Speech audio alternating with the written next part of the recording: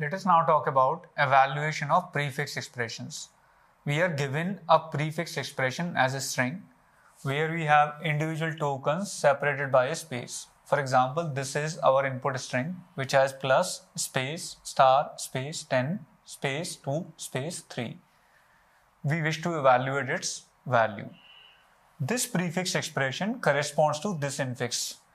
If we convert this infix using the naive method, where we first parenthesize the given expression using associativity and precedence rules, we get this parenthesization.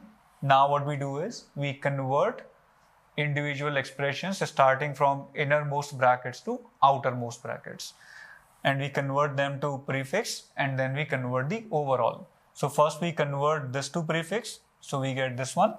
Then we convert this to prefix. So for this operator, this is your first operand, this is your second operand, right? So this prefix belongs to this infix, and this infix has a value 23. So our output should be 23.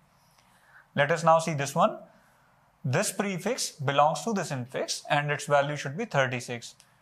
So once you fully parenthesize it, you will get this. Now you will convert the innermost parenthesis first, so you will get this one.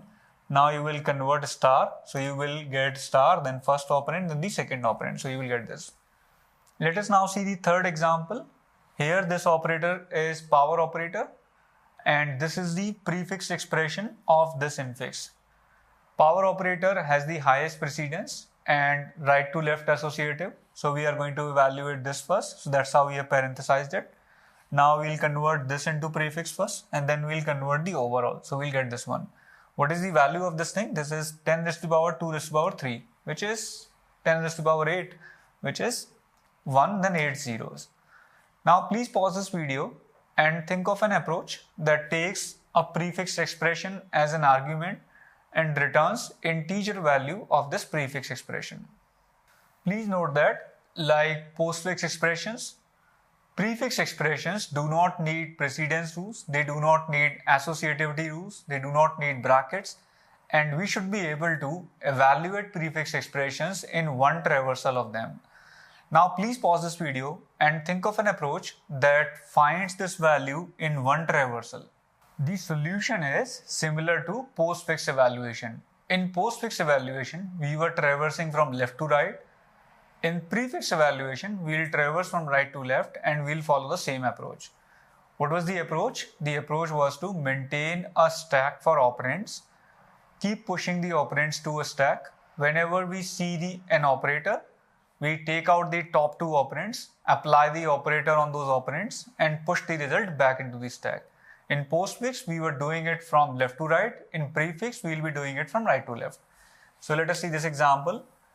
So the two operands are 3, 2, then we again have 10. So we will have these things in the stack, 3, 2, and then 10. Now we see an operator star. So what we will do? We will take the top two operands and we will apply the star operator. So we will apply the star operator and we will push the result 10 into 2 into the stack. So we will have 20 in the stack. Now we see an operator plus. So we will again take the top two operands from the stack, 20 and 3, and we will apply the plus operator and we will push the result back into the stack. So stack will have 23. Now there is nothing more to traverse. So we'll stop here, and whatever is the top of the stack is your answer. So we have 23 at top of the stack, which is our answer. Let us see this example. Again, we traverse from the right side. So we'll have 3 also into the stack, 2 also into the stack, 10 also into the stack. Because whenever we see an operand, we push it to the stack. When we see an operator, we take the top two items and apply the operator. So now we see a plus operator. So we'll apply the plus operation and put the result back into the stack. So we'll have 3 and 10 plus 2, 12. Now we see star operator. So what we'll do? We'll take the top two operands, 12 and 3, multiply them and put the result back into the stack. So we'll have 36.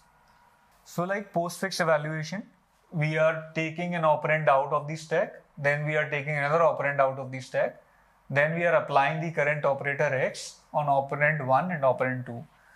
If you take a closer look at this, there is slight difference from the way we do postfix evaluation. In postfix evaluation, we write op2 first and then we write op1, where op1 and op2 are operands and x is the operator.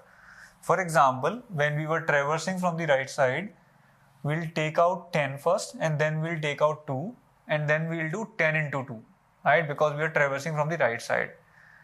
In postfix evaluation, we were doing 2 into 10. We were considering this as a first operand for the operator. This does not matter when you are doing plus and multiplication, but when you are doing power, it's going to matter. So what are we going to do here? We are going to read this expression from right side. So we'll read 3, then we'll read 2. So we'll have 3 on the stack, then we'll have 2 on the stack.